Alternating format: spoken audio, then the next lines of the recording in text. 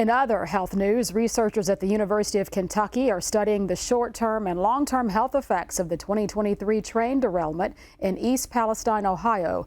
They received almost $2 million through the National Institutes of Health to continue the research. So in looking at the portfolio of what was needed, we would want to contribute to a gap, an area that wasn't being met. And one of the big areas that wasn't being met, we saw and heard from the community, was information, just information about what these chemicals were, how could they measure them in their bodies, what the health effects might be. So when we saw that gap, we created an online survey that anyone could respond to and participate in that would allow the community to begin the process of tracking the experiences and the health symptoms that they had.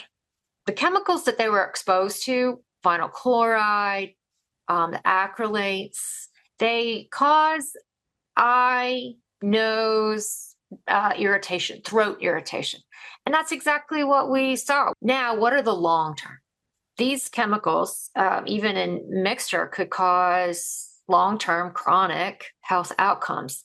And not many research studies are available for us to identify and say, this is exactly what to expect. So we're keeping an open mind and an open ear to the community as we hear about symptoms that they're experiencing. These chemicals could cause cancer. That's a possibility, and we're tracking that. These chemicals, and in one of our studies included measures of immune function, which is your body's ability to respond to infection. It also indicates stress and tissue repair. We do see signs of the body's response to increased levels for tissue repair and a definite immune response. So we know that the immune system can affect every organ in the body. We did measure stress in our cohort, in our population, and they are screening very high, quite high for post-traumatic stress disorder. So we plan to measure impacts on heart.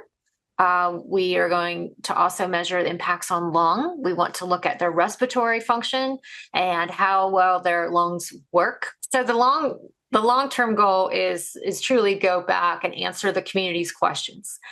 And that is, did their exposure, did being near the derailment, near that vent and burn where vinyl chloride was being let out into the drainage ditches and then burned, did that exposure cause them any long-term health consequences? And we want to help them answer that question.